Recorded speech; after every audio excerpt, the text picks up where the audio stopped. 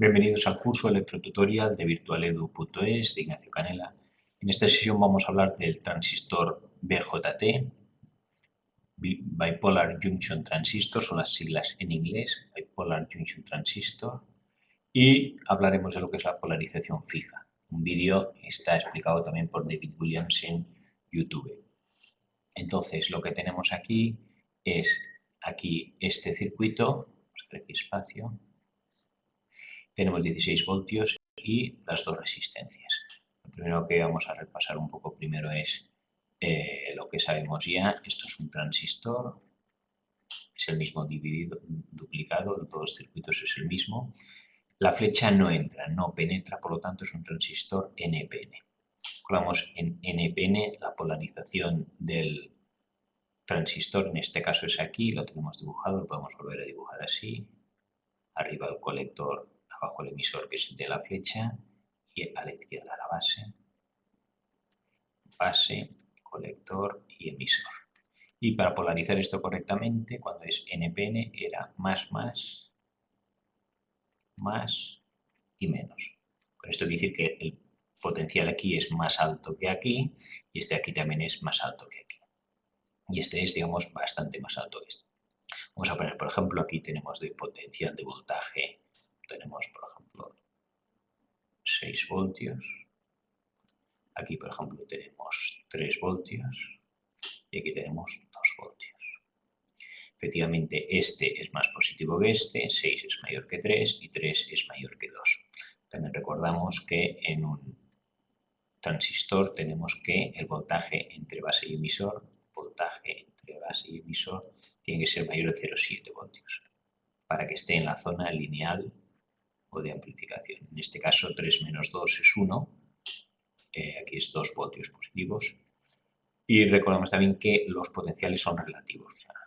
Si hay uno de 6 voltios y otro de 3 voltios, este sería el potencial polo positivo y este el polo negativo. Ahora, si yo tengo 6 voltios, pero en otro lado tengo 12 voltios, entonces el 12 voltios será el polo positivo y el 6 voltios será el polo negativo. Hay una diferencia de potencial. Este es más positivo que este, por lo tanto este será el polo negativo respecto a esto. Aquí la diferencia potencial sería 6 voltios menos 3, sería 3 voltios de diferencia potencial. Y aquí en 12 menos 6 tendríamos 6 voltios de diferencia de potencial. Bien, ya tenemos entonces, vamos a comprobar que arriba está bien polarizado. Bien polarizado hemos dicho más, menos. Entonces, aquí el polo positivo de la pila es más 16 voltios, por lo tanto aquí baja la carga positiva y efectivamente aquí llega carga positiva. Aquí en el polo de abajo esto es suelo, referencia, ground, referencia o 0 voltios. Por lo tanto, aquí tendremos 0 voltios, este es positivo, este será negativo respecto a este. Aquí habrá positivo, 16 o algo, y aquí habrá 0. Y este de aquí tiene que ser un poco menos que este, pero también mayor que este. Aquí pues ponemos 2 positivos, es decir, es más positivo que este voltaje de aquí. Si vemos aquí, tenemos la corriente, se bifurcará por aquí y por aquí. Hay dos resistencias, una grande y una pequeña. Ahora lo dibujaremos aquí, pues hemos dibujado este otro. Habrá una intensidad aquí que llamaremos intensidad de base, porque es la que luego entrará en la base del transistor. Y la que viene por aquí, que será la intensidad del colector, que luego atraviesa y será equivalente a la intensidad del emisor. ¿Cómo es la intensidad de base? Normalmente la intensidad de base es muy pequeña, ¿no? Y aquí si nos fijamos, la corriente de 6 voltios atraviesa una resistencia muy grande, 965 K. Por lo tanto, la intensidad será pequeñita. Aquí, en cambio, la resistencia esta es de 900 y este es de 2 K. Es mucho menor. Por lo tanto, la intensidad aquí, intensidad de colector, será relativamente comparada con esta, bastante mayor. Y luego lo recordamos, el transistor que tiene sus 3 posiciones, vamos a hacerlo aquí, el transistor puede estar en off, no hay corriente, en on o en la zona lineal, zona de carga o de amplificación. Off, apagado, sabemos que entonces la intensidad de base es 0. No hay corriente y entonces la intensidad de corriente de colector, si aquí no llega corriente, no está polarizado, aquí tampoco pasa corriente. La voltaje base emisor es menor de 0,7, no está polarizado correctamente. Si no hay diferencia potencial entre B y E, aquí no hay corriente. Si aquí, supongamos, por ejemplo, tenemos 2 voltios y aquí hay 2 voltios también, no hay diferencia potencial, el interruptor, el transistor que actúa como interruptor estaría apagado, off. Cuando está en on, pero en saturado, más que on está en marcha, pero además está en saturación. Entonces, en este caso tenemos que la intensidad de base es positiva, llega corriente, la intensidad de colector es la máxima o de saturación y para que funcione el transistor VBE tiene que ser mayor de 0,7. Aquí nos faltará VCE. Aquí hemos dibujado las corrientes y este otro era para dibujar los voltajes. Borraremos esto de aquí, que ya no nos hace falta. Y vamos a poner aquí los voltajes. En este punto tenemos voltaje de colector, en este punto voltaje de emisor y aquí voltaje de base. Voltaje emisor, como está unido a la Tierra y Tierra es 0 voltios, por lo tanto esto es 0 voltios. Voltaje colector será 16 menos la caída de voltaje en esta resistencia. Por lo tanto, VC será menor de 16 voltios si hay corriente. Y aquí nos quedará VC, que es el voltaje que cae al atravesar el transistor, que será variable, puesto que el transistor es un interruptor variable. Entonces, en la zona de carga lineal nos encontraremos que I de colector será igual a beta amplificación por la intensidad de base. La corriente que pasa aquí será proporcional a la que entra por aquí. Si el factor es 100, beta 100, pues aquí entra 1 microamperio y aquí saldrán 100 microamperios. Si entran 3, 300. Ponemos 1 y beta vale 100, pues aquí pasarán 100, todo lo mismo. Si pongo 3, pues serán 300.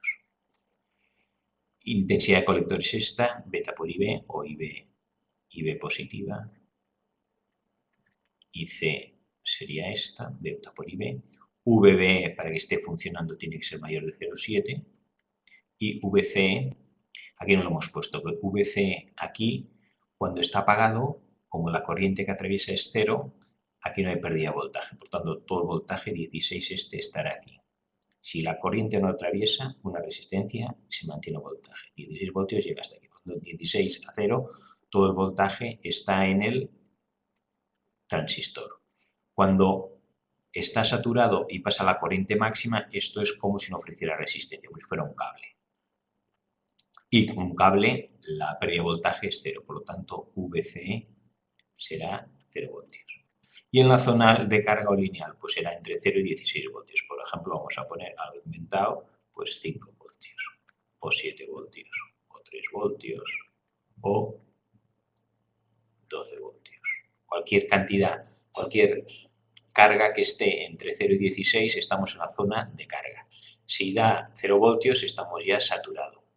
Y la intensidad de corriente aquí es proporcional beta y B, y a partir de aquí, en cambio, se mantiene. No por aumentar la intensidad de base, aumenta IC. Entonces, hecho esto, ahora vamos a buscar aquí ya sabemos que es un transistor NPN y cómo se polariza. Entonces, ahora vamos a ver, a calcular aquí cuánto valen.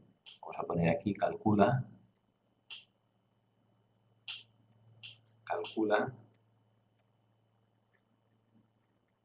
las IB, IC, V, B,